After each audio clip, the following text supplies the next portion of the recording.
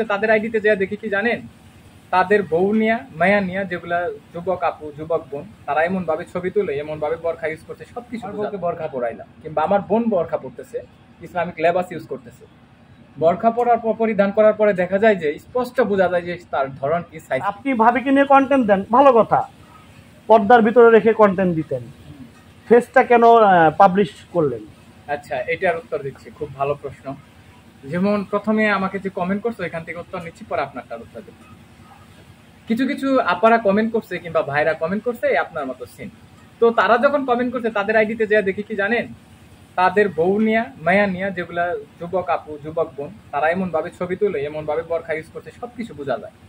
তো উনি নিজে সংশোধন না হয়ে উনি আমাকে সংশোধন করতে আছে, কিন্তু আপনাদের ভাবিকে যে টানছি, এই যে দাঁড়িয়ে আছে, ও কিন্তু ইনফ্লুয়েন্টলি বলতে পারেন এইভাবেই থাকে সবসময়, বাসায় এইভাবে থাকে, এরকম ছাড়া দেখতে পারবেন না। এত বেশি অতিরিক্ত ভাব কখনোই ভালো নয়।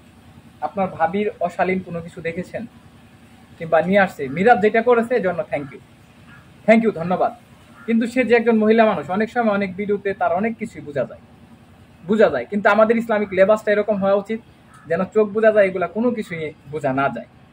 আমার বউকে বরখা পরাইলাম, কিংবা আমার বোন বরখা পড়তেছে, ইসলামিক লেবাস ইউজ করতেছে, বরখা পরার পর পরিধান করার পরে দেখা যায় যে স্পষ্ট বোঝা যায় যে তার ধরন কি সাইজ কি, তাহলে ওই ধরনের তো পোশাক পরার কোনো দরকার নেই। যদি সে ইসলামিক লেবাসটা ইউজই করে, তাহলে যেন ইসলামিক সম্মান রক্ষার্থে করে, ইসলামকে যেন অবমাননা না করে। আর আমি চাচ্ছি, যেমন উদাহরণটা আসলে এইভাবে ক্যামেরার সামনে দিতে পারতাছি না, তা না হলে আমি স্পষ্ট একটা উদাহরণ এখনই দিয়ে যাইতাম। এটা ও যেভাবে আছে শুধু আপনারা দেখতে পাচ্ছেন, ওর চেহারাটা দেখুক, সমস্যা নাই। আমি রাস্তায় বের হলে তো দেখে, আশেপাশের লোকজনও দেখে, আপনারাও বাড়িতে মেহমান আসলে তাও দেখতো। আর বর্তমান সিচুয়েশন অবস্থান অনুযায়ী একটা বউ একটা বোন একটা মাকে 100% পর্দায় রাখা কখনোই পসিবল না, খুবই কঠিন।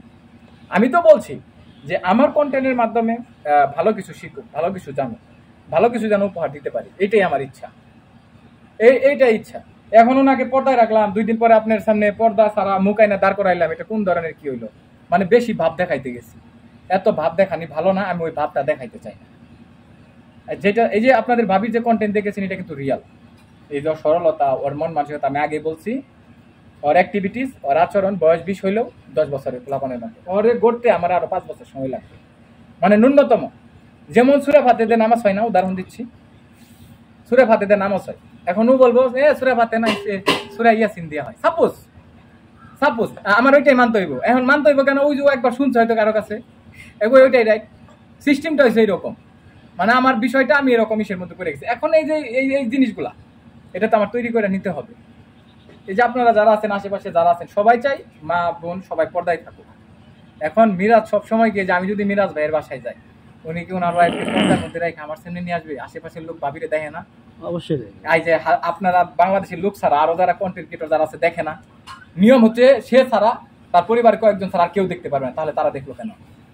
আমার প্রশ্নের উত্তর দেন, তারা কেন দেখছে, আপনারা কেন দেখছেন? সেটা হচ্ছে বাসায়। হ্যাঁ, আর আপনি তো বাসায় কেন হবে? ইসলামিক রুলস, ইসলামিক সংবিধান, আসেন, সংবিধানের নিয়মে স্পষ্ট লেখা আছে। আচ্ছা প্রিয় দর্শক, আপনারা যখন দেখবেনই, ভাইরা যখন দেখবে, বাইরে গেলেও যখন দেখবে, একটা অনুষ্ঠানে গেলেও, তখন সবাই বলবে আলম হাসানের ভাই, ভাবি কেমন আছেন, ভালো আছেন? তখন কি ওই রকম ওই যে কি করে থাকবে? তখন তো দেখতে পারে যে ভাই বিয়ে করলেন, ভাবিকে দেখলাম। তো বর্তমান সিচুয়েশন অনুযায়ী দেখবে। আর আমি যেটা করতেছি এটা ভালো, খারাপ কিছু না। তো আমি চাই ও আরো ভালো, বেটার কিছু আমার থেকে, যেন ওর মধ্যে এমন জ্ঞান বিবেক মনুষ্যত্ব আছে যেটা, যার মাধ্যমে যেন আমার অন্যান্য বোন ভাবি আপারা যেন সংশোধন হতে পারে, যেন ভালো কিছু দেখাইতে পারে, ভালো কিছু নিয়ে আসতে পারে, এটা মন থেকে আশা করি।